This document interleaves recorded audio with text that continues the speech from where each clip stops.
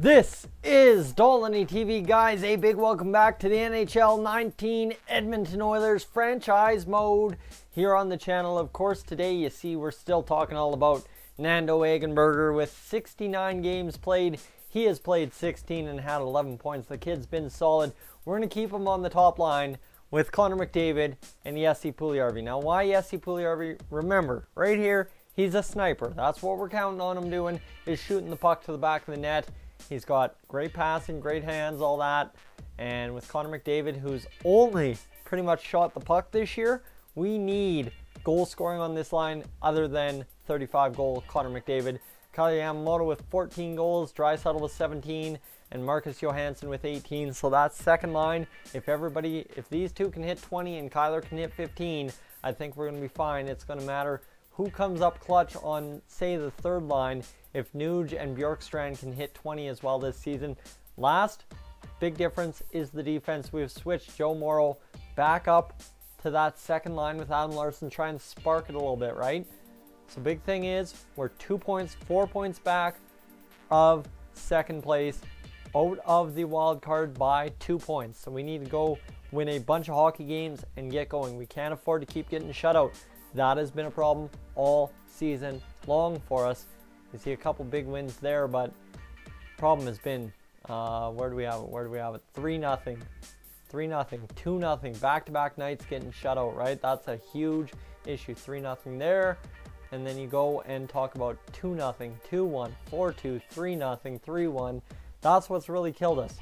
So we really need to come in and score a bunch of wins this month with big goal totals and hopefully pull off the improbable, making it outside of the playoffs this late in the March. 6-3 win, 4-3 win, like I know what I'm talking about. Let's go view the draft class, see what they can do for us. And Scott and Scholes, Scholes moves up, all right. Hans Scholes having a weird season. We don't know what kind of player style he is. He's a left winger, 5 goals, 12 assists, A- competition. I'd like to scout this player. No scouts in the region.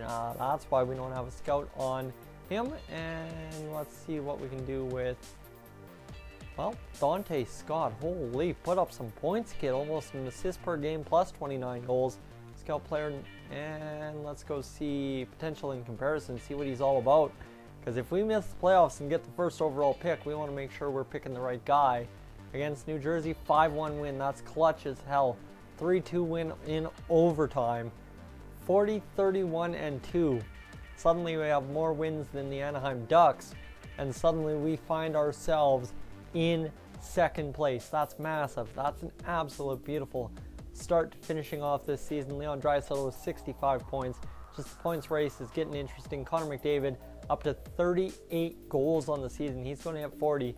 And you see Nuge hits 20, Bjorkstrand with 19, Johansson with 19, Puljujärvi with 17. So Puljujärvi's put up how many ever goals. Yamo's gotten over 15, and Jesper Fast up 13 goals.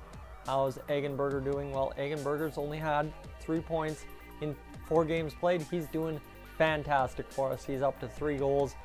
Beats the hell out of Peyton Krebs, that's for sure. Peyton Krebs had a terrible time with us. It was brutal for him for sure, and he's down in the minors. We'll go check his stats after this game and see how he's doing. 40 games, 1 3-2 loss, that's a tough one. San Jose, a big shutout win. 5-3 victory there. Come on, against Arizona, need a big victory. 5-4, and that should stop the simulation. 43 wins, 32 losses. We are coming in together. All right. My boss, I'm sending good vibes his way because he has just gotten his family started, boys. Good on him. Good on Tyler. All right, 72 points. Connor McDavid coming out of nowhere and leading the charge, right? He is absolutely having a great start and finish to the season with 44 goals. Kyle Yamamoto 70. Leon Draisaitl sucking it up on that second line. Johansson up to 22 goals. Nuge up to 20.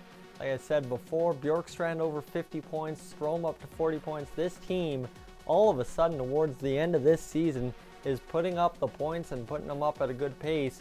Everybody really contributing a lot of goals lately, and we're finding ourselves in a very peculiar spot, right? Larsson's all of a sudden got 6 points, Benning's got 4 points, Joe Morrow still kind of sitting there with 4 points. It's unfortunate, right?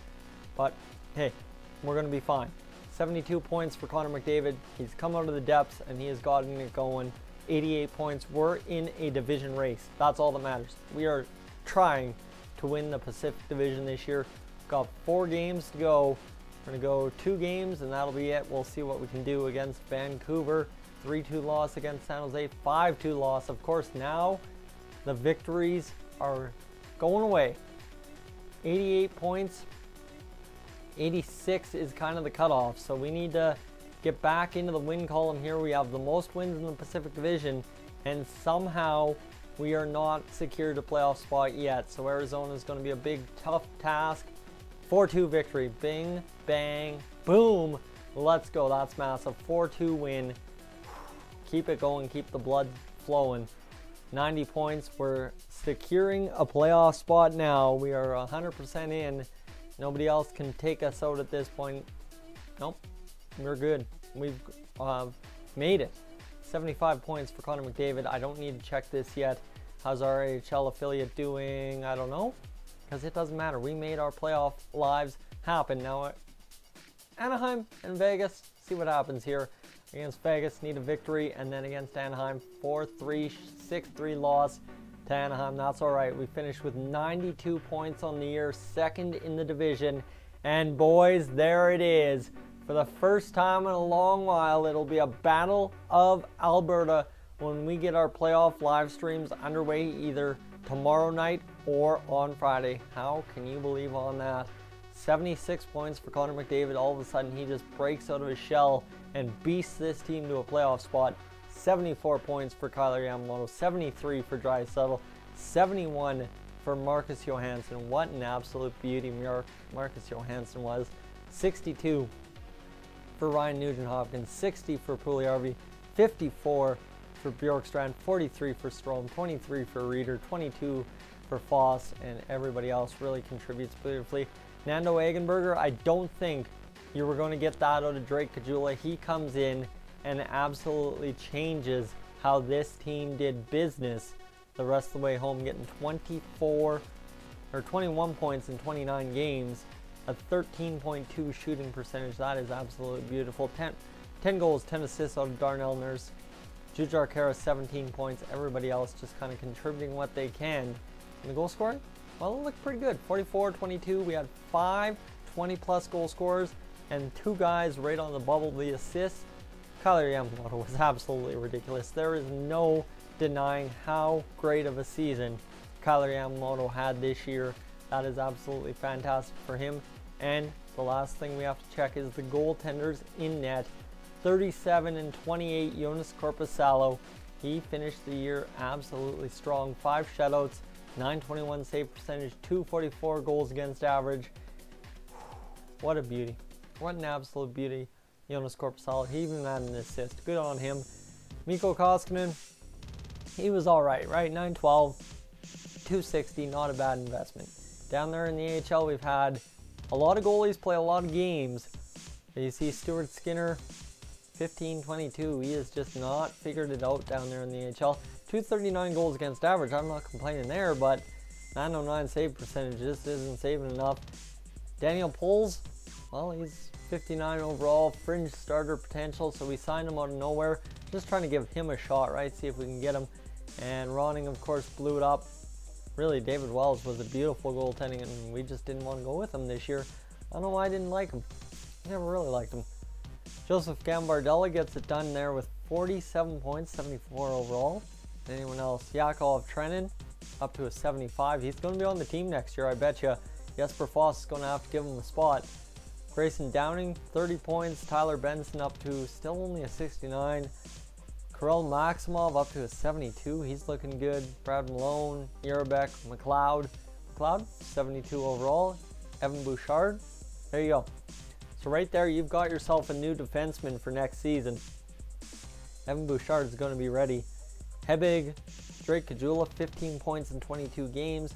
Ostap Safin, 64 points. Stanton Jones put up 8 points. Artem Ovechkin was one of our guys that played. David Gust played 5 points. We had guys that just played a weird amount of games, right? But I think it was a great season, all in all, for the Oilers. And of course, the AHL season is far from over. As you see, there's a couple of games yet to be played, so we could transfer somebody down there. We've got 3 games to go. They're 26 and 31. They're not making the playoffs. But it would be fun to just see who could do it down there, right?